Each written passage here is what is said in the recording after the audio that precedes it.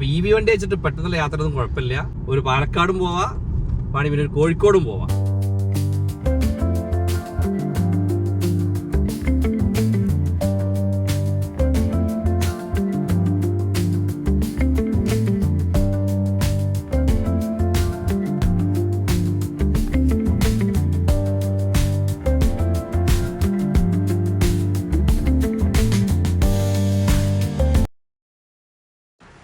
ഇന്നത്തെ ബ്രേക്ക്ഫാസ്റ്റ് നമ്മൾ കഴിച്ചത് സന്തോഷ് ഹോട്ടൽ. നല്ല അടിപൊളി ദോശയും ചട്നിയും, നെയ്റോസ്റ്റ് ആട്ടോ, നെയ്റോസ്റ്റ് ചട്നി, നെയ്യിൻ്റെ കുറച്ച് കുറവുണ്ട്.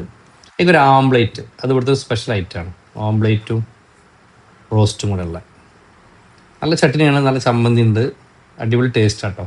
ഇത് കഞ്ചിക്കോടാണ്. കഞ്ചിക്കോട് നമ്മുടെ കഞ്ചിക്കോട് ജംഗ്ഷൻ്റെ കുറച്ച് മുന്നായിട്ട് വലത് സൈഡിൽ ഞങ്ങളൊന്നിച്ച് എല്ലാവരും ഭക്ഷണം കഴിച്ച്, നല്ല കാണാൻ പുറം ഭാഗം അത്ര ഒരു ഭംഗിയില്ലെങ്കിലും ഫുഡ് അടിപൊളിയാട്ടോ. ആ വഴി പോകുമ്പോൾ ഒന്ന് ട്രൈ ചെയ്ത് നോക്കുക എല്ലാവരും.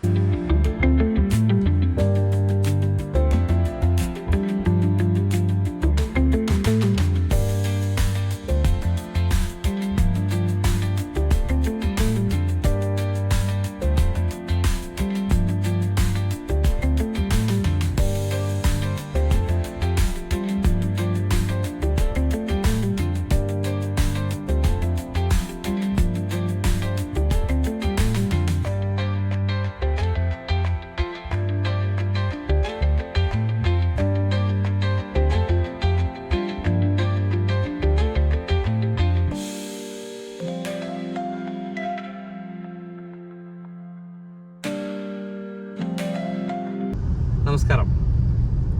ഇന്ന് ഒരു യാത്ര, രാവിലെ നേരത്തെ പാലക്കാട് കഞ്ചിക്കോട് പോയത്. കഞ്ചിക്കോട് പോയി, കഞ്ചിക്കോട് എത്തി. തിരിച്ചു വരുമ്പോൾ മോള് തിരുപ്പൂരിൽ നിന്ന് വരുന്നുണ്ടായിരുന്നു. അവളെ പാലക്കാട് നിന്ന് റെയിൽവേ സ്റ്റേഷനിൽ നിന്ന് അവളെടുത്ത് തിരിച്ച് വീട്ടിലെത്തി. അപ്പോൾ സാധാരണ നമ്മൾ ഈ EV കാറിനെ കുറിച്ച് പറയൽ നമുക്ക് പെട്ടെന്ന് ഒരിക്കലും പോകേണ്ടി വന്നാൽ വലിയ പ്രയാസമാണെന്നൊക്കെയാണ് പറയാറുള്ളത്. അപ്പോൾ അതിനൊരു അനുഭവമാണ് ഇപ്പോൾ ഞാൻ പറയാൻ പോണത്. അങ്ങനെ ഞങ്ങളിപ്പോൾ ഏകദേശം 5 മണിക്കാണ് വീട്ടിൽ തിരിച്ചെത്തിയത്. ഞാനും മുന്നും പാലക്കാട് കഞ്ചിക്കോട് നിന്ന് അവളെ കൂട്ടി ഞങ്ങൾ തിരിച്ചെത്തി. ഏകദേശം ഒരു 193 കിലോമീറ്റർ ഓടി വീട്ടിലെത്തി. ഇനി ഒരു 52% വണ്ടിയിൽ ബാക്കിയുണ്ട്. അപ്പോഴാണ് രണ്ടാമത്തെ ആൾ വിളിക്കുന്നത്, പച്ചിയെ ഇന്നൊന്ന് വരുമോ, ഇന്നൊന്ന് കാണാൻ വരുമോ വെച്ച് കാണുന്നത്. നോർമലി ഒരു EV വണ്ടിക്കാരന് ടെൻഷനാണ്. കാരണം എന്താ, ഇനിയിപ്പോൾ കോഴിക്കോട് കുന്നമംഗലത്ത് എത്തണല്ലോ, കാർബണിൽ എത്തണമല്ലോ, EV വണ്ടിയാണ്, പാലക്കാട് പോയി വന്ന് നിൽക്കുകയാണ്. അങ്ങനത്തെ ഒരു ടെൻഷനും വേണ്ട. EV വണ്ടിക്ക് യാതൊരു കുഴപ്പമില്ല. ഇപ്പം ഞാൻ അതാ എടുത്തുകാണ്ട് രണ്ടാമെടുത്തിപ്പോൾ നേരെ അപ്പം തന്നെ അതാ വീട്ടിൽ പോയിട്ട് ഉമ്മയും പിന്നെ മുന്നും ഞാനും കൂടെ അവളെ കാണാൻ പോവാണ്. അപ്പോൾ EV വണ്ടി വെച്ചിട്ട് പെട്ടെന്നുള്ള യാത്ര ഒന്നും കുഴപ്പമില്ല. ഇനിയിപ്പോൾ 217 കിലോമീറ്റർ ഇതിൽ കാണിക്കുന്നുണ്ട്. എനിക്ക് പോയി വരാൻ ഏകദേശം ഒരു 130-140 കിലോമീറ്റർ കൊണ്ട് പോയി വരാൻ പറ്റും. അപ്പോൾ അതൊരു ടെൻഷൻ ആർക്കും വേണ്ട. EV വണ്ടി വിചാരിച്ചിട്ട് നമുക്ക് എവിടെ എപ്പോഴും പോവാം. അതിന് റേഞ്ച് അതിൽ ഉണ്ടാവും. പ്രത്യേകിച്ച് പുതിയ 5 EV ആണെങ്കിൽ ഓക്കെയാണ്, റേഞ്ച് ഉണ്ടാവും. ഒരു പാലക്കാടും പോവാം, വേണമെങ്കിൽ പിന്നെ ഒരു കോഴിക്കോടും പോവാം. ഏതായാലും യാത്രകളിപ്പോൾ കോഴിക്കോട് പോയിക്കൊണ്ടിരിക്കുകയാണ്. ബാക്കി തിരിച്ചെത്തിയിട്ട് അനുഭവം ഞാൻ പറയാം. ഓക്കെ, ഇപ്പം നമ്മൾ കഞ്ചിക്കോട് പോയി വന്നതിന് ശേഷം ഇനിയിപ്പോൾ 216 കിലോമീറ്റർ റേഞ്ച് ഉണ്ട്. ഏകദേശം 52% ബാക്കിയുണ്ട്. എന്തായാലും EVയുടെ ഒരു കോൺഫിഡൻസിൽ, ന്യൂ 5 EV എന്നുള്ള ആ ഒരു കോൺഫിഡൻസിൽ നേരെ പോവാണ് കുന്നമംഗലം കാർബണിലേക്ക്. ക്രൂയിസ് കൺട്രോള് സംഭവം നല്ലൊരു ഓപ്ഷൻ കേട്ടോ. ഞാൻ ഇപ്പോൾ ക്രൂയിസ് കൺട്രോൾ 76 ആക്കി വെച്ചിരിക്കുകയാണ്. വണ്ടി 76 അങ്ങനെ പോകുന്നുണ്ട്.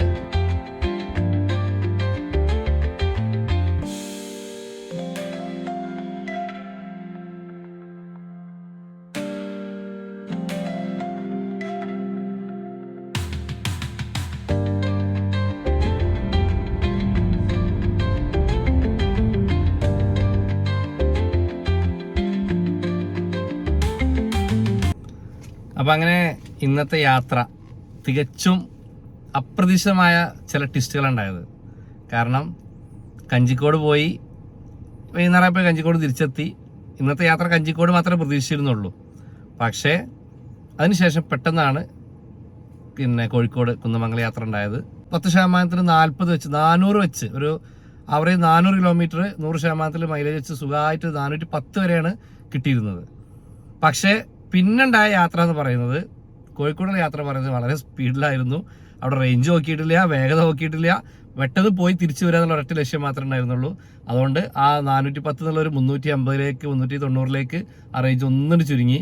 എന്നാലും EV വണ്ടികൾ നമുക്ക് ഈ 5 EV അത്യാവശ്യം നല്ല റേഞ്ച് നൽകുന്നുണ്ട്. അപ്പോൾ ഒരു 400 റേഞ്ചിൽ നമുക്ക് AC ഇട്ടിട്ട് കിട്ടുന്നുണ്ട്. പല പ്രാവശ്യം ചെക്ക് ചെയ്തു, ആകെ ഒരു പ്രാവശ്യം മാത്രമാണ് കുറച്ച് കുറഞ്ഞത്. ബാക്കി എപ്പോൾ ഓടിച്ചപ്പോൾ നമുക്ക് 400-ൻ്റെ അടുത്ത് 390 350 400-ൻ്റെ അടുത്ത് റേഞ്ച് കിട്ടിയിട്ടുണ്ട്.